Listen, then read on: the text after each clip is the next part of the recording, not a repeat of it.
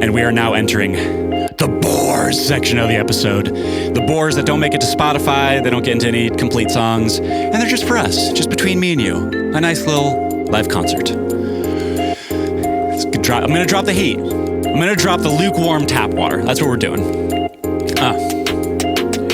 I'm hotter than a Rapidash on sassafras, going to Calabasas just as fast as molasses. Past the stash of broken glass, I used to cop mad rocks, now it's wool socks and boondocking. 2 top 10 play same day like I'm LeBron J. Might stop and pop a flopper or cop a chopper. I'm properly sauced off this moss, I'm at a loss for what to do next. Put the mean game in a suplex, got 2 vests on like I'm Theo, and I never miss a free throw. We drop acid like I'm Nino. What do we know about anything? I'm living for the hell of it, and frankly shit that's relevant isn't really intelligent. Delete your social media, you don't really need it. I'll probably never get my own page on Wikipedia. Pirelli's on the minivan, Jimmy coming with the vision. Some would say I'm solipsistic, I just say I'm sorta silky. With a beat made of heat, call me Duraflame James. We ain't in the same game, spell my last name right. It's alright, we can hang for a night, then I'll leave real quiet round 3.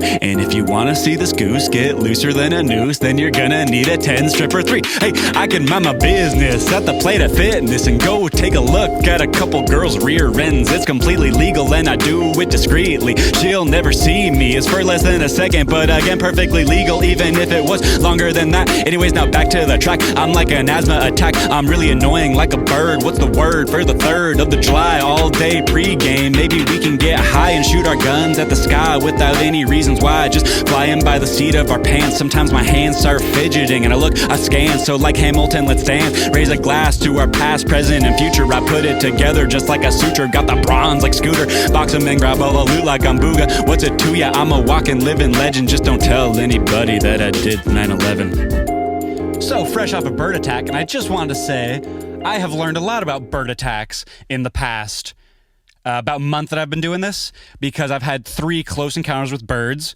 One was the random rooster out of nowhere that got on my windshield. Off! Get off!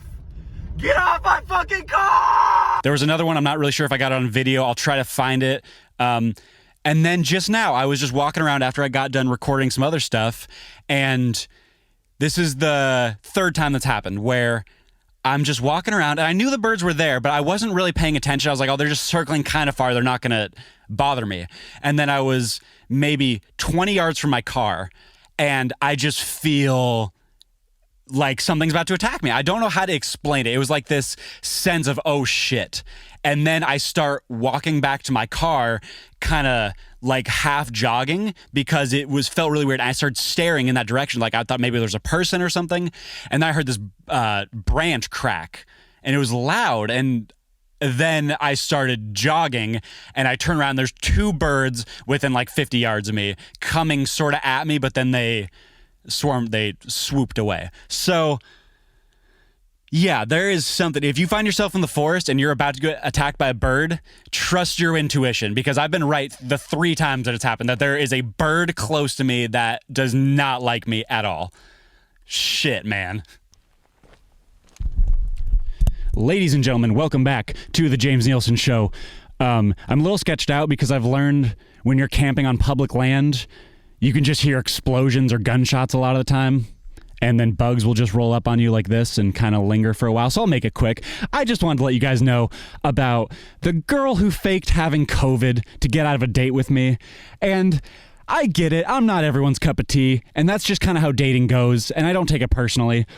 But it was just such a lame excuse. And I've used excuses to get out of dates before. Like my friend needs help moving, and he needs help moving right now, which isn't actually a very good excuse, but I've definitely used that before. And you just don't want to hurt the other person's feelings. And I actually kind of appreciate that. Someone making like a legitimate excuse that you're not sure if you're like, okay, yeah, that could be a thing. I appreciate that. But she faked having COVID, and it was so fake. It was just like ridiculous. We were drawing, and the whole date was like, let's do some art. And I'm not much of a visual artist. As you guys know, I do music. And so when I draw, it's usually just kind of bullshit. Like I wrote the name Kevin really big and decorated it all big. She's like, oh, who's Kevin? I was like, oh, Kevin. Or like it was like Steve, or I don't remember the name. It was like Steve or something. And so she thought that was weird.